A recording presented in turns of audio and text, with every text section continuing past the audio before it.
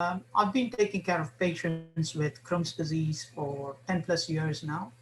Whilst Crohn's disease can affect patients of any age group, the predominant age group are the young people, and young people who are approaching their 20s, 30s, and the university, or aiming to sort out a career, set up a family, etc. So a diagnosis at this stage gives them a lot of questions. The questions around fear, anxiety, they get a sense of impending doom. And part of this is fueled by discussions that they have with their friends and family who may have had Crohn's or other people that they have known. The other culprit is the internet. So when they go on the internet to search for information about Crohn's, they usually get the far end of the spectrum where it's all completely doom and gloom. That is not the case. I mean, Crohn's treatment has moved forward immensely.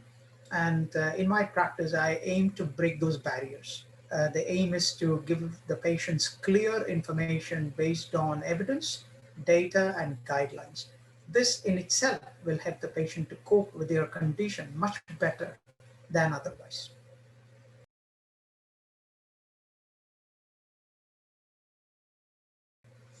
Inflammatory bowel disease, including Crohn's disease and ulcerative colitis, they do not have a single risk factor or etiology or a cause. And that is the reason why, despite all our advances, we don't have a definitive cure. There have been lots of studies and lots of etiologies which have been thrown. There's been some studies in twins to show that if one of your siblings had Crohn's disease, then you are at a higher risk.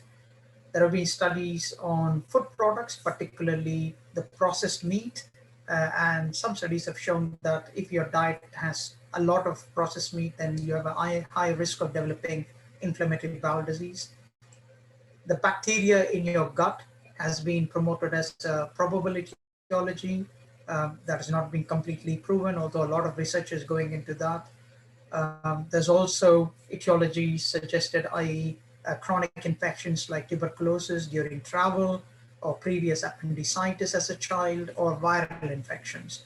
Yet again, there is no single cause that has been identified.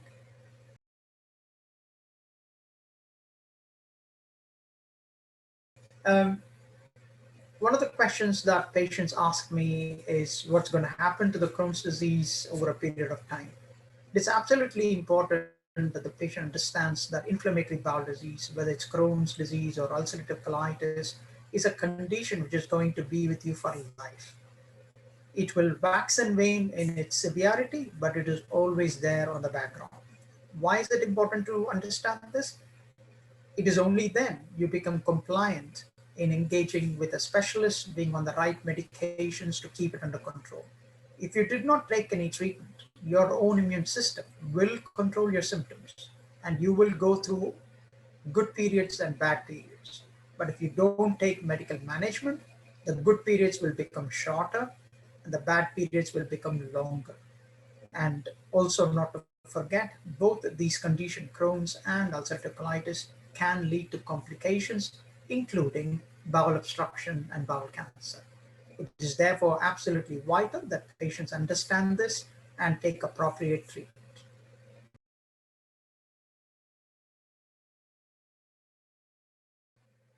Crohn's disease is a chronic condition, which I've already mentioned, and any chronic condition can have an impact on the patient's body, generally speaking.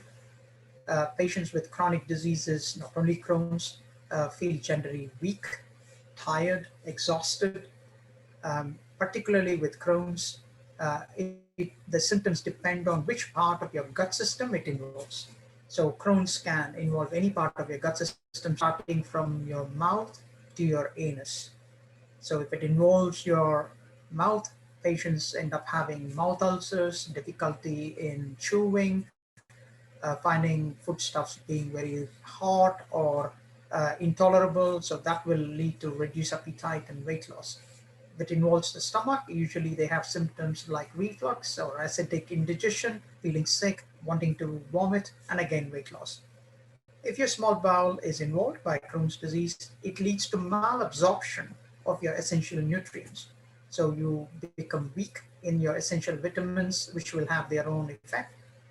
You may not absorb calcium, so your bones become thinner and weaker, and that can lead to general fatigue. If Crohn's disease involves your large bowel, it causes change in your bowel habits, either usually diarrhea with blood loss or blood mixed with the stool. And again, blood loss over a period of time is going to make you anemic and weak and tired.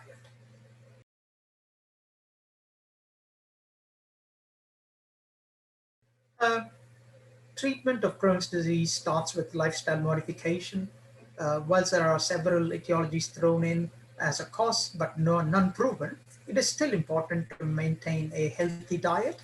It is important to have regular meals, look into what you're actually eating on a regular basis, trying to keep salt intake to a minimum, trying to avoid processed meat. Once Crohn's has started in a patient, it is important that that patient engages with a gastroenterologist for long-term medical management. The medical management uh, uses different groups of medications. We use steroids quite a lot in controlling Crohn's disease when it is really active. Steroids act very quickly, control your symptoms, make you feel better, but you can't use steroids for long term because they have potential side effects. We therefore use other groups of medication called immunosuppressive agents or biologics. Now, both of these groups are really strong medications which need close and intense monitoring of your blood test and a lot of education.